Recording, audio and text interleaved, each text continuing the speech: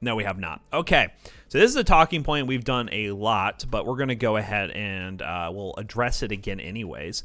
Power supplies, ladies and gentlemen, and the fact that y'all out there be overpaying for them power supplies, getting more, way, way more than you need. This is a topic we've talked about a ton on stream, but we never made like a formal like talking point video for Toasty Clips. But the main concept I want to address is just how many watts do you actually need for your gaming PC? I'm gonna let Jackson give you like a little quick explanation. He'll probably just give you like give you a spec list and then just kind of give you all an estimate on like how much wattage you actually need. So you do like a high-end build estimate here and then tell people exactly how many watts you think you need for it.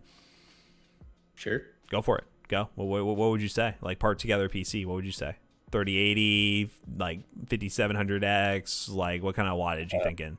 Wait, so am I guessing the wattage? Yeah, I'm okay. You know what? I'll give you a PC. This will be the easier way to do it. All right.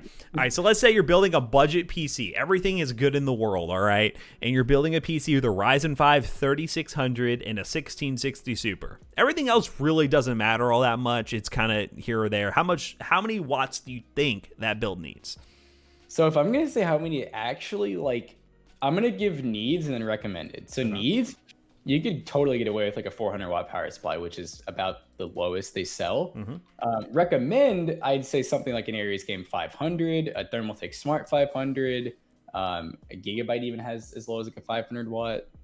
Yeah. Okay. So a lot of people out there, I know there would be some people who would think, maybe give or take, I'd get like a 700 watt power supply or something like that. I see people in chat right now saying 6. 6 isn't that bad, but there are people out there who would overspend on that power supply. It's not a bad idea to get a high-end power supply, but it really isn't necessary, and you could put a lot of money into different parts of the build, especially now when you're having to spend so much on graphics cards. You're probably better off getting a decent power supply, like one that we've really recommended a lot on Amazon is Aries Game. That's a good value one, 500 watts, 600 watts.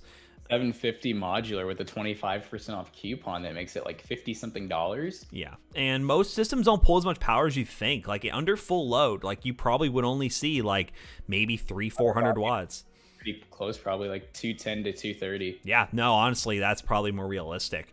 But the only thing I would recommend is there are certain situations where people would recommend higher wattage power supplies or like higher end builds. Like if you're doing a 3080 build right now, I probably wouldn't go any lower than like a 700 watt, 750, depending on what the CPU is.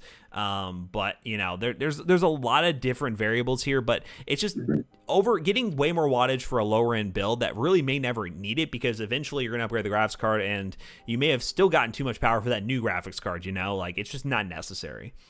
So the reason why we recommend the Aries game line, who was it that was saying? No, it's a Syrian. I don't even remember who it was. I think it was a Syrian. So someone was saying why Aries game blah blah. Yeah. Because Aries game, go look at the Amazon listing. They have almost 7,000 ratings, and they've managed to keep a 5-star. Find me another power supply that has done the same thing that is even close to the same price range. Yeah. By the way, did you notice they came out with the new line? Oh, I heard they were going to, because they wanted to work with us. On Amazon, they have a whole semi-modular line that starts at 550, and then they still have the original one. So their 550 fully modular or semi-modular starts at $45.99, which is the same exact price as the regular 500 watt non-modular. Yeah, no, their stuff is good, man. Like that's one power supply lineup that we've used a lot, and it was pretty good. We've probably used over 100 of them, and we have not had a single, and I mean a single fault yet. The Thermaltake Smart was one of our favorites too, but we've gone with these because they have the all black sleeve cables, and as we mentioned, the reviews have been really good, and they're always available on Amazon. So it's funny, the one PC build that we've gotten back so far that had a bad power supply, we've only had one PC come back with a bad power supply. It was a Thermaltake Smart 500. Yep. I replaced it with Aries Game 500. It was one that now granted, I will say the conditions and circumstances of the build were quite not good. So there's a chance that something happened with the power supply. I think that was actually one where it came back and it was a little bit dented on the back too after the kid sent it back. But long story short, we got it fixed. Works fine. But yeah, that's the only power supply we ever had to go bad was a Thermaltake Smart 500. But we've also used like well over 100 of those. But you need an extra 300 watts for RGB. That is true. That is very true. Right.